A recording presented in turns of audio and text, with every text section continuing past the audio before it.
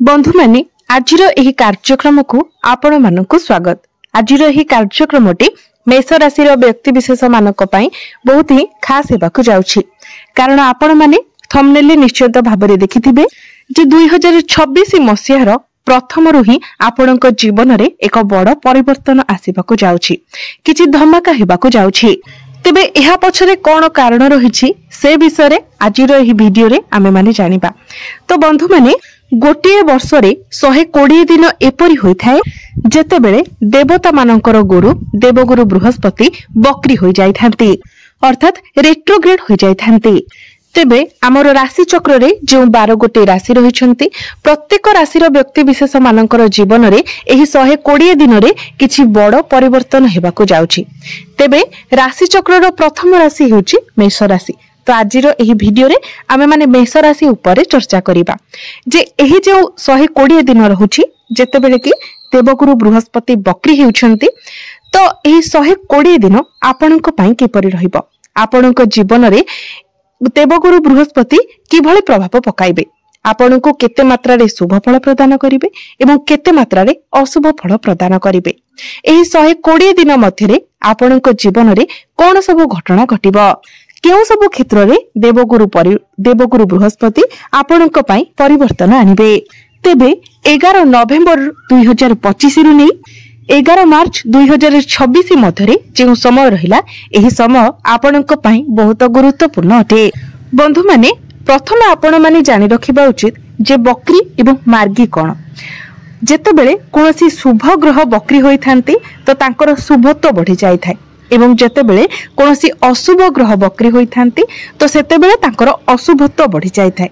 आमे अशुभ ग्रह भितरे राहु केतु एवं शनि को गणना करिथाउ, एवं शुभ ग्रह मते सर्वप्रथमे आसी थांती देवगुरु बृहस्पति। तो देवगुरु बृहस्पति जेते बेले बकरी हेबे तो तांकर शुभत्व रे मध्य वृद्धि हेबो। तेबे सबुठार महत्वपूर्ण कथा हेउछि आपणक कुंडलीर केउ भाबरे गुरु बकरी हेउछंती, कारण भाव मध्य अत्यंत गुरुत्वपूर्ण कथा अटे। कारण एपरि किछि भाव रही थाए, किछि ग्रह रही थाए जेउठारे गुरु बकरी हेबा द्वारा अधिक शुभ फल प्रदान करि थांती, एवं एपरि किछि ग्रह रही थाए जेउठारे गुरु बकरी हेबा द्वारा आपणको अशुभ फल मध्य प्रदान करि थांती। तेबे बंधु माने आसंतु आमे विस्तार भाबरे जानिबा जे एही जो 120 दिन रहुछि 11 नवेम्बर रु नै कि 11 मार्च पर्यंत आपणक जीवन रे कोन सब परिवर्तन आसीबाको जाउछि। तेबे सेति पई आपण माने वीडियोटी को स्किप न करी शेष पर्यंत निश्चय देखंतु, एवं वीडियोटी को लाइक करी चैनलटी को सब्सक्राइब करि दियंतु। कमेंट बॉक्स रे भक्ति एवं श्रद्धार सहित जय श्री जगन्नाथ जय मां लक्ष्मी निश्चय लिखंतु। तेबे बंधु माने आपण माने जानि रखिबा उचित आमे एही वीडियो रे जो ज्योतिष चर्चा करूछे ताहा आपणकर जन्म राशि चंद्र राशि उपरे आधारित अटे। आपणक जीवन रे 100% कोन घटिबो ताहा आपणकर निजस्व जन्म कुंडली रू जणा पड़ि थाए। एहा हेउछि ग्रह मानकर गोचर स्थिति, जहा प्रत्येक राशि व्यक्ति विशेष मानक उपरे किछि ना किछि प्रभाव पकाई थाए। किंतु आमे जदि 100% कथा कहबा तो ताहा केवल आपणकर जन्म कुंडली रे ही जणा पड़िबो। तेणु आपण जदि निजर जन्म कुंडली को विश्लेषण करबा पई चाहुछंती तो कमेंट बॉक्स रे निश्चय लिखंतु। बंधु माने प्रथम आसंतु जानि नेबा बकरी रो अर्थ कोन। आपण माने जानिथिबे प्रत्येक ग्रह निजर गतिपथ रे सूर्य को परिक्रमा करिथांती। प्रत्येक ग्रहंकर एक निजस्व गतिपथ रही थाए, किंतु जेते बेले मझिरे पृथ्वी आसी कोनोसी ग्रह को ओवरटेक करि थाए तो सेते बेले एपरि प्रतीयमान होई थाए जेमिति कि सेही ग्रहटी ओलटा गति रे चालुछि, सेही ग्रहटी पछरे पड़ी जाइछि, किंतु वास्तव रे एपरि किछि होई न थाए। किंतु एही बकरी गतिटी आपणक जीवन रे अर्थात प्रत्येक राशि व्यक्ति विशेष मानकर जीवन रे एक बड़ परिवर्तन आनी थाए। तो एबे आसंतु जानिबा आपणक जीवन रे कोन परिवर्तन आसीबाको जाउछि। तेबे बंधु माने आपणकर चतुर्थ भाव रे गुरु बकरी हेउछंती। चतुर्थ भावटी को कुंडली रे बहुत गुरुत्वपूर्ण माना जाय थाए। चतुर्थ भावटी कुंडली रो केंद्र होई थाए। एहा बहुत ही शुभ स्थान होई थाए। यह समस्त प्रकार भौतिक सुखर स्थान होई थाए। आपणकर जमी प्रॉपर्टी समस्त प्रकार जानवाहन सुखर भाव होई थाए। मांकर भाव होई थाए।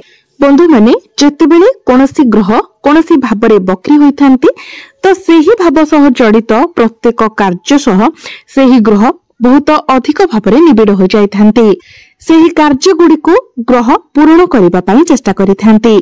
जदि आपणको कुंडली रे सेही ग्रह मजबूत स्थिति रे थांती शुभ स्थान रे थांती तो सेही क्षेत्र रे आपणको बहुत अधिक शुभ फल प्राप्ति होइथाय। किंतु जदि ग्रह आपणको कुंडली रे अशुभ स्थिति रे थांती अशुभ ग्रह रे रही थांती तो सेही क्षेत्र रे आपणको ए सब क्षेत्र रे अशुभ फल प्राप्ति होइथाय। तेबे आपणको पई खुशीर कथा हेउची आपणको कुंडली रो चतुर्थ भावरे गुरु उच्चस्थ अछंती। चतुर्थ भावटी शुभ एवं गुरु मध्य चतुर्थ भावरे उच्चस्थ अछंती। एहा व्यतीत गुरुंकर दृष्टि आपणकर दशम भाव आपणकर अष्टम भाव एवं आपणकर द्वादश भाव उपरे रहुछि। गुरुंकर सप्तम दृष्टि आपणकर दशम भाव उपरे, पंचम दृष्टि आपणकर अष्टम भाव उपरे एवं गुरुंकर नवम दृष्टि आपणकर द्वादश भाव उपरे रहुछि। गुरुंकर शुभत्व जेहेतु वृद्धि हेबा तो चतुर्थ भाव सह जड़ित प्रत्येक कार्य को से पूर्ण करिवे।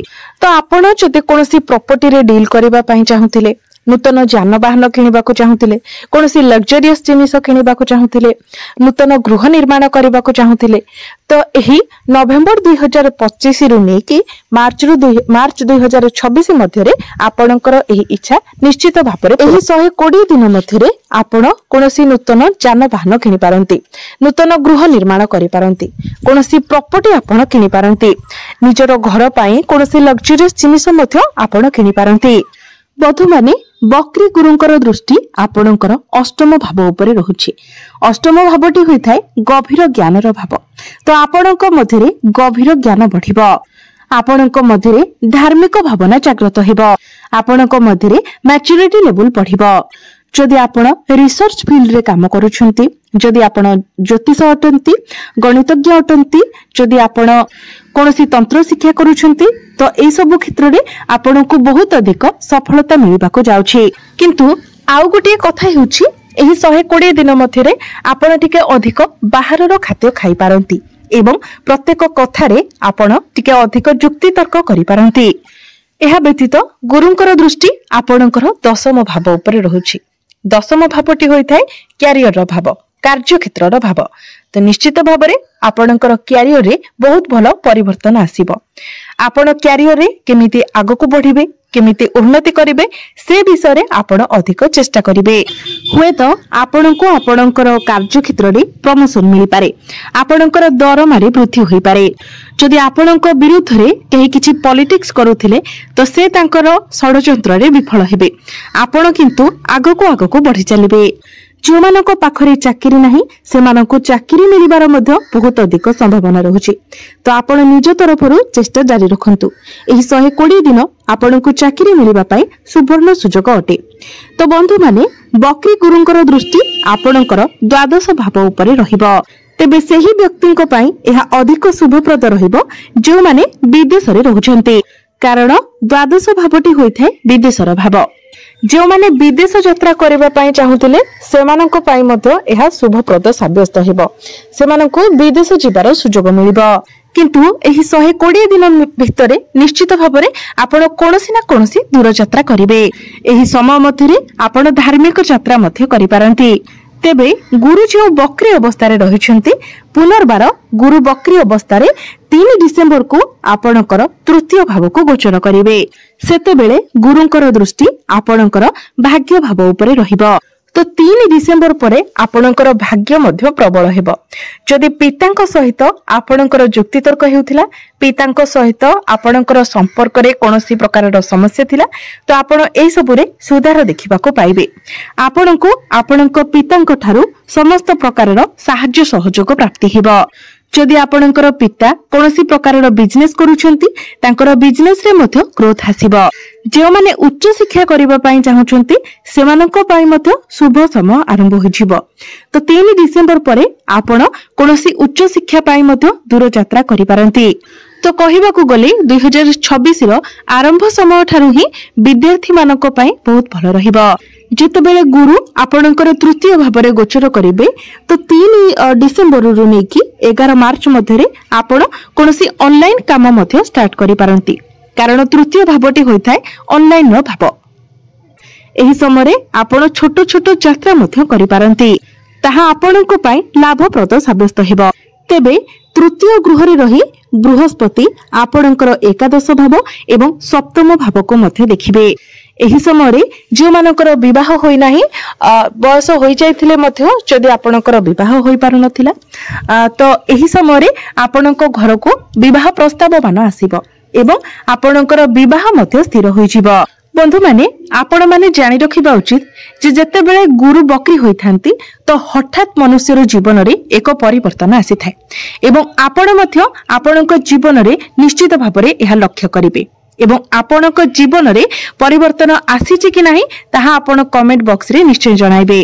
बंधु माने जदि आपण कोनोसी छोटो मोटो बिजनेस स्टार्ट करिबा पई चाहुचंती तो 3 डिसेंबर पर ठारू आपणक पई समय बहुत भलो रहिबो। जदि आपणकर ट्रैवलिंग रो काम अछि ऑनलाइन रो काम आपण करूछंती तो 3 डिसेंबर रु नेकी 11 मार्च भितरे आपण सेही सबुरे बहुत अधिक ग्रोथ देखिबा को पाइबे।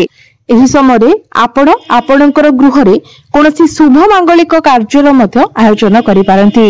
एही समय आपण काहाको किछि सहाय्य मध्य करि पारंती। सामाजिक कार्यकलाप रे मध्य आपण योगदान करिवे। एही समय मध्यरे आपणकर जे सब कार्य अटकी रहितिला सेही सब कार्य आपणकर आगो को बढ़िबो। आपणकर फाइनेंशियल ग्रोथ मध्य हेबो। बंधु माने मने रखंतु गुरु हेउछंती आशीर्वादर ग्रह। तो गुरु जेते बेले बकरी होई जिवे सेते बेले आपण देखिबे जे आपणको संपूर्ण भाबरे आपणको परिवार रो सपोर्ट मिलिबो। आपणको गुरुजन मानक ठारू मध्य आपणको आशीर्वाद मिलिबो। तेबे बंधु माने एहा थिला एही 120 दिन मध्यरे गुरु आपणको जीवन रे कोन सब परिवर्तन आनिबा को जाउछंती। तेबे आमे जदि देखिबा तो प्रत्येक क्षेत्र रे गुरु आपणको शुभ फल देबा पई जाउछंती। आपणको जीवन रे एक बहुत भलो सकारात्मक परिवर्तन हेबा को जाउछि। तो एबे आसंतु जानिबा किछि उपाय विषय रे जे उपाय गुडिक करबा द्वारा आपणको अधिक मात्रा रे शुभ फल प्राप्ति हेबो। तेबे जेहेतु आपणको कुंडली रे वर्तमान शनि 7.5 चलीछि तो शनिकर अशुभत्व को कम करिबा पई एवं शुभत्व को वृद्धि करिबा पई आपण प्रत्येक दिन शनिकर बीज मंत्र 108 थर जप करंतु।